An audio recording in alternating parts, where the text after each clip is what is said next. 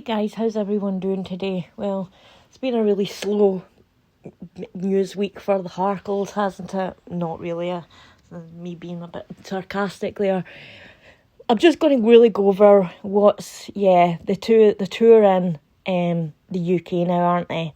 Someone put this up on Twitter and said, caption this. And I'm just going to quote the great Eminem on this one. This is back again. The bitch is back. Tell a friend. Guess is back.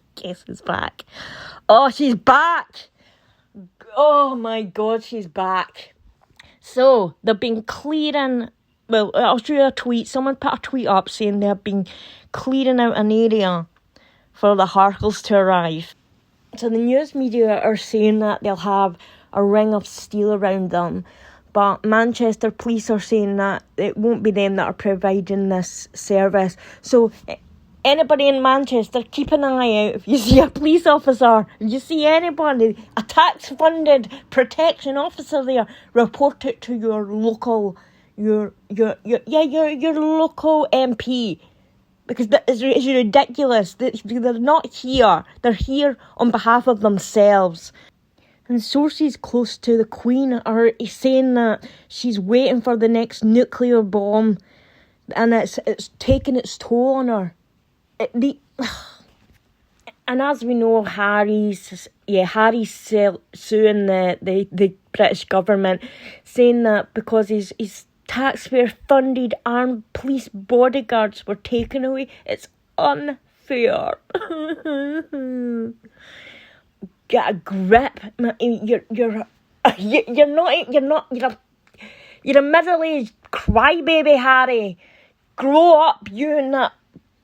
Oh, why did you even come here? Why did you even come back to the UK, the country you claim to hate so much? Why are you even here? And we all know why you've cleared out that arena for your wife to give the speech. It's so booze can't be caught on camera. Because we all know they were heard during the Jubilee. It's so you can get Netflix content and so you can control what's heard on camera. So I think if you funnel all the public out, people won't be able to the booze won't be heard. Well, I can assure you, people will still be booing. People will still be booing, and you can play all the scenic music, the cheers dubbed over the booze, all you want. But we all know you're despised in the UK, and why you've even came back here just confuses the hell out of me. Because, you're despised, you're not wanted. Piss off back to America. It's also been said that the Queen is being encouraged to strip those two of the titles. They've had enough. They've had enough of the grenades being launched. They've had enough of being besmirched by these two grifters. And they're urging Queen Elizabeth to take their titles away for good. To get it over, rip the bandage off Queen Lizzie. Rip it off. Get rid of those two. Just chuck them in the bin. We don't need them. They're a pain in your backside.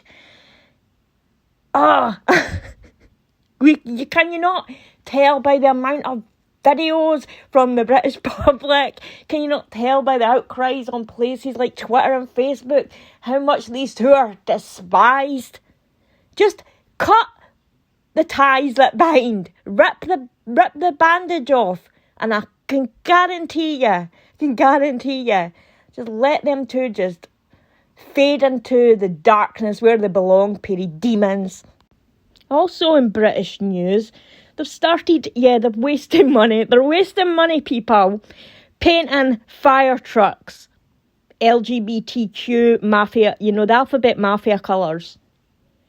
I didn't know that when you're burning alive in a fire, you're caring what colour the fire engine is. I think you're more happy just to get out of there. I didn't know that you see a fire engine should look like a 3-year-old colouring book.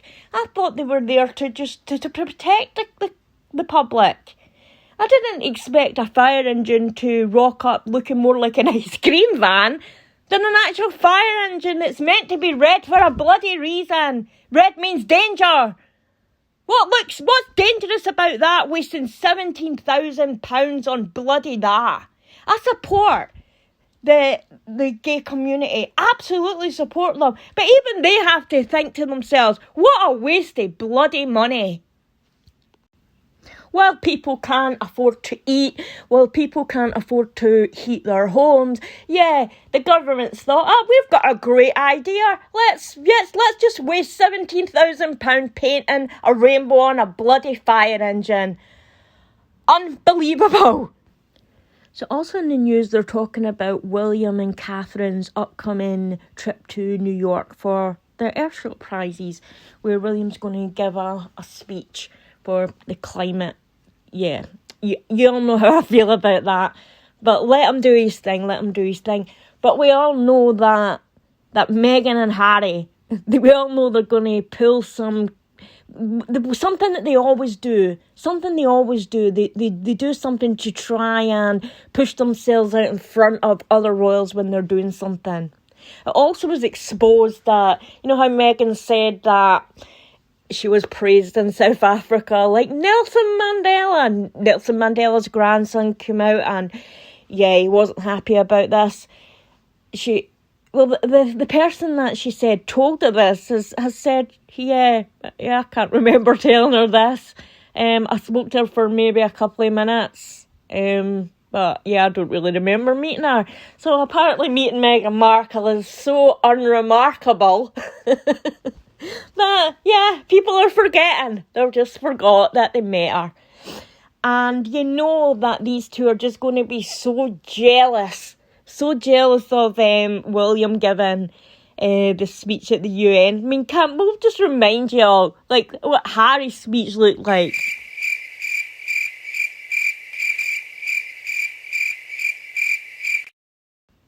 Yeah, absolute crickets. No one showed up. No one showed up for Harry. They couldn't even pay people to go and listen to him drone on about, oh God, I'm moaning about the Constitution and whining about his life. No one's interested, Harry. We've heard it for too long now. You're just a sad man-child. Also in other news, I wanted to show this. This really, really touched me. I speak about all different things in my videos. I venture into politics, do my ghost stories, all kinds of stuff. So I saw President Biden calling the Republicans basically extremists, which I thought was, it wasn't right to call, to alienate 75 million people in your country. But then I saw the speech given from this gentleman who'd emigrated to America, and it actually brought a tear to my eye. It actually made me want to be American. I want to play this for you. It's so touching. It's so touching. Of the United States. So if you know someone close to him, please tag them so they can bring this to his attention. My name is Alma Ohiniopari. I'm a person of faith, a husband of 16 years, and a father of 4 wonderful children. I am also an immigrant to the United States of America. I came here at the age of 19, full of hope, optimism, and a willingness to do what was necessary to achieve the American dream. After 18 years of waiting and hoping, I was finally granted the privilege of becoming an American citizen in 2021. Today, I am a proud American, a law-abiding patriot, and a man willing to defend the principles and values that made America great and brought people like me here. Mr. President, I am also a conservative Republican, or what you have recently labeled a MAGA Republican. Over the last few days, you have looked into the camera and called me and millions of other people like me extremists. You have told me and my children that we don't matter to you because of our beliefs. Your spokespeople and the media have labeled us dangerous, full of hate, and a threat to democracy. You went as far as to suggest that we would not stand a chance against the government's F-15s in defending our country from tyranny. Your party leaders have taken your cue and called us terrorists, and all this without taking any time to acknowledge our humanity, listen to our concerns, or seek to understand our fears. I was born in a country where my rights were not always guaranteed, and to hear the President of America and the leader of the free world dismiss more than 70 million of his own countrymen as fringe and extreme and not worth listening to breaks my heart, and makes me wonder what I should tell my children about the future of this once great shining city on a hill. This is the reason many of us embrace the call to make America great again. It is because we believe our great nation is under a moral, fiscal, and spiritual assault. We are MAGA because we want to restore the promise in the hearts of our children that this is the place where their efforts will be rewarded and where their true potential can be realized. We are MAGA because we believe in freedom of speech, the freedom to exercise our religion. We believe in limited government and the rule of law. We are MAGA because we love the Constitution and believe our founders established a means for we the people to defend it from enemies both foreign and domestic. I am MAGA because I want to be able to look into the eyes of my 4 Black children to assure them that they're not victims, that they hold inside them what it takes to achieve anything they set their hearts on. We believe our leaders should put America and its interests first before any other nation. We believe our government should not saddle our children and grandchildren with insurmountable debt, chasing after a misguided idea of controlling or changing the course of the climate. Millions of us were horrified to witness what happened on January 6th and believe that justice must be served. But we also see through the attempt to paint all Republicans with a false moniker of insurrectionists and to conflate the genuine misgivings of those who feel disaffected and disenfranchised with an unfounded accusation that we are somehow against democracy. We are MAGA because we love law enforcement, but doubt whether the Justice Department or the FBI can be trusted to deal fairly and impartially when they have given us clear and repeated evidence of their political bias against half of the country. As a new American, this November will be the first time I get to exercise my right to vote, a right I've waited nearly 2 decades to earn. I understand the urge during an election season to attack those you see as political opponents. But Mr. President, I am not your enemy, and the tens of millions of MAGA Republicans are not filled with hate towards anyone. We love this country. We are heirs of the great legacy of freedom this country has afforded us and wish to exercise our right to be heard and not demonized. So I ask you, Mr. President, to tear down this wall of divisiveness and division that seeks to pit your fellow citizens against one another.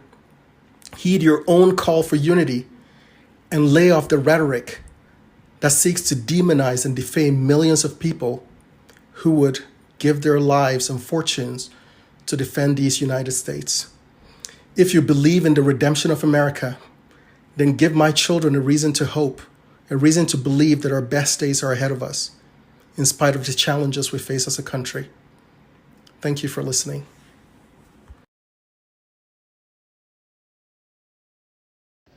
That's like a voice of someone that truly loves their country, someone who has worked hard and fought to become a member of America, and has felt like it's just been thrown back in his face. And I agree with some of the comments that were underneath this gentleman's video. Someone said it was unfair for people like this very intelligent young man for illegals to flood in across our border while he waited 18 years to become a productive legal citizen.